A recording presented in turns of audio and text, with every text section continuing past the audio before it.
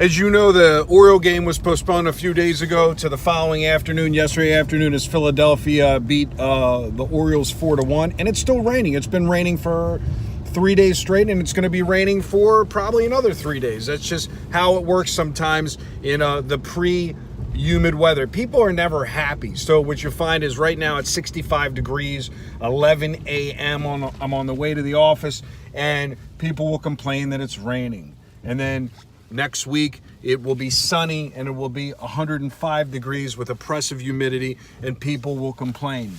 People always complain. They're never happy. And the reason why they're never happy is they don't embrace the moment and live in the moment. And what I do as a professional sports bettor, I always live in the moment. And I understand that looking backwards doesn't really change anything, and trying to use conjecture to figure out what's going to happen forwards doesn't change anything unless you're using math models, unless you're using predictive math modeling and you're not doing traditional handicapping. One of my partners sent me an article this morning on one of the strongest professional bettors in the world, NBA player. I'm not going to even name him on the video. You can call for details. And understand that people crack this game, whether it's the casinos, Don Johnson in particular, Dominic Laregio in particular, whether it's professional sports bettors like Billy Walters or David Miller, to name a few.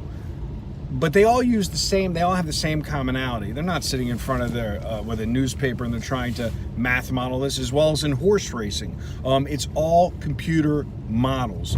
If you didn't excel in math in school, find the guy that did excel and bring him onto your team is the moral of the story. Yesterday I did a video and I said our math model was 5-1. That was on the early action, but it ended the day 8-3 plus 29% return. Now, it actually was 9-3 because the Boston Red Sox won, but we have certain factors of why we didn't play that game. But what I want to talk about is listed pitchers versus action.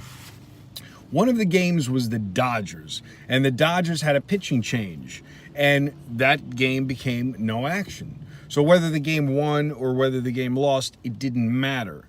What did matter is that you never want to be in a scenario where you play a game listed and then you have an occurrence or an effect on the game that you didn't expect because for any other reason the pitcher was changed. And that's why they give you the option. They give you the option of action and they give you the option of listed.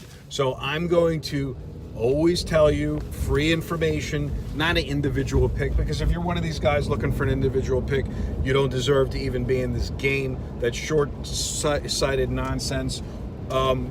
If you want to do the one thing that can improve your bottom line in baseball betting, beside calling us and letting our math models work, and by the way, when I said it rained the last 3 days and it's going to rain the next 4 days, that's all math modeling. The weatherman that you're watching on TV is not giving you his opinion. He's doing the same thing that a professional trader in the financial markets or the sports market does, which is he's looking at satellite imagery and he's following math models. And so that in every aspect of life, if you rely on math, you will be on top. But if you're not going to rely on math and you're just going to use your own lousy opinion, which it is, it's a lousy opinion, at least do yourself a favor. Play listed pitchers in baseball, not action. Good day and good luck. Coming from the outside, coming to the inside. Congratulations to the Vegas Golden Knights as they get the job done 4-2. I'm looking forward to a Capitals Vegas finale. That will be fun as I travel back and forth from Washington, D.C. to Vegas on a literally weekly basis. Peace.